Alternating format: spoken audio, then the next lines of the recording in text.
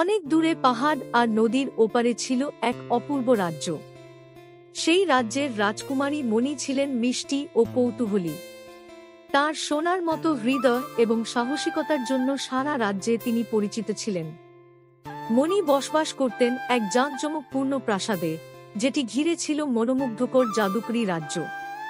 সেখানে প্রতিটি গাছ ফিসফিস করে গল্প বলত, আর প্রতিটি ফুল গুনগুন করে গান গাইত। এই রাজ্য রক্ষা করত এক প্রাচীন শক্তি, যাকে বলা হতো জাদুর আত্মা। এটি রাজ্যের শান্তি ও সামঞ্জস্য বজায় রাখত। কিন্তু একদিন সেই শান্তি নষ্ট হয়ে গেল। রাজ্যের জাদু ম্লান হতে শুরু করল। ফুলের উজ্জ্বল রং ফিকে হয়ে গেল, নদীর জল হারিয়ে ফেলল তার ঝলমল, আর পাখিরা গান থামিয়ে নীরব হয়ে গেল।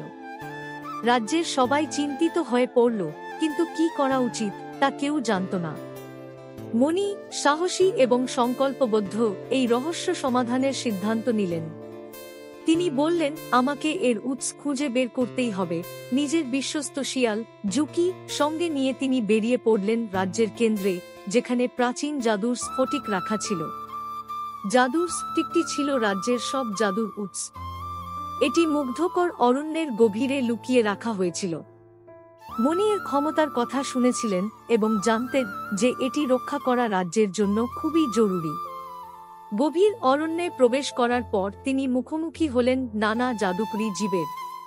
ক্ষুদ্র পরীরা যাদের আলো জোনাকির মতো ঝলমল করত, কথা বলা গাছ যারা জ্ঞান ভাগ করত, এমনকি এক দুষ্টু আত্মাও ছিল যে তাকে ভুল পথে চালিত করার চেষ্টা করেছিল।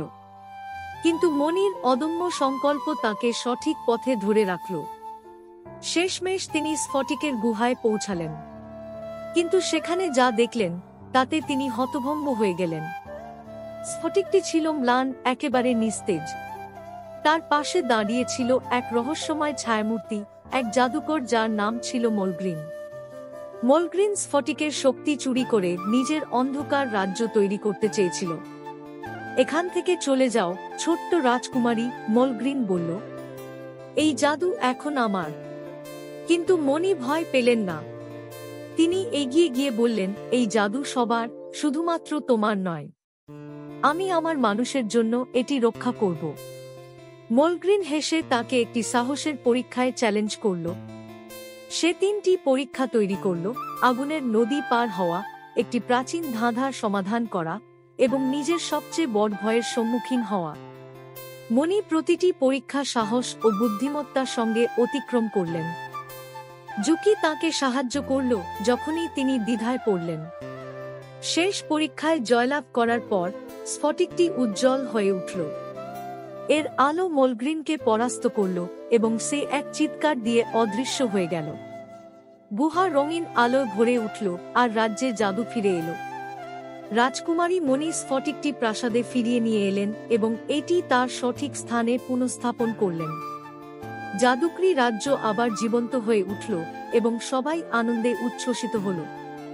সেই দিন থেকে মণি শুধু দয়ালু রাজকুমারী হিসেবেই নয়, বরং সাহসী নায়িকা হিসেবেও পরিচিত হলেন, যিনি নিজের রাজ্যকে ভালোবাসা ও সাহস দিয়ে রক্ষা করেছিলেন।